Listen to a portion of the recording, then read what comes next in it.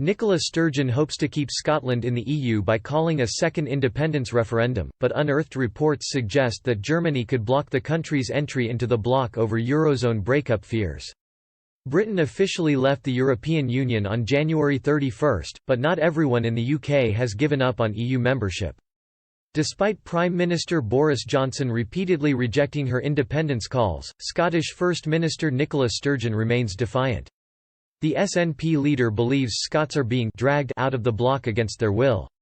While Brexit might have made the case for Scottish independence stronger, though, it has also made it practically more difficult. An independent Scotland would now border a non-EU country, likely requiring infrastructure and border checks between regions whose communities are deeply intertwined, similar to the problem of the Irish border that severely complicated Brexit talks. Scotland could also be rejected by Brussels due to its current deficit of 7% of GDP, unless it adopted a strict austerity programme from the EU as well as potentially adopting the euro. Moreover, new members can only be allowed into the bloc through a unanimous vote from the existing member states, and Holyrood would undoubtedly ruffle feathers if it were to join.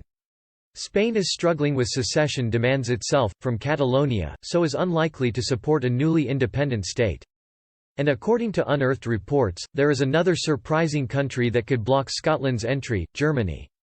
According to a 2014 The Telegraph report by Brussels correspondent Bruno Waterfield, during the first Scottish independence referendum campaign, Germany did not want a yes vote as it feared financial instability and the breakup of the eurozone. Mr. Waterfield explained, SNP threats to default on debt unless Scotland can stay in the pound have alarmed Berlin. Moreover, according to The Guardian, the German mood was nothing but welcoming at the time. The report reads, Die Welt newspaper has been sneering, describing separatism as a virus spreading through Europe that has already infected half the population in northern Great Britain, before adding, all Europeans are thinking, we really have other problems. More sober outlets such as Der Spiegel and the Süddeutsche Zeitung also warned of economic consequences, and voiced their fears that a yes vote would give the UK's Eurosceptic the ammunition they need to sever the country from Brussels. With the Eurozone facing one of its worst financial crises due to the coronavirus pandemic, Germany's opposition to Scotland's EU entry could arguably become even greater. Since 2014, Eurocrats have given different views on whether Scotland could join the bloc, though.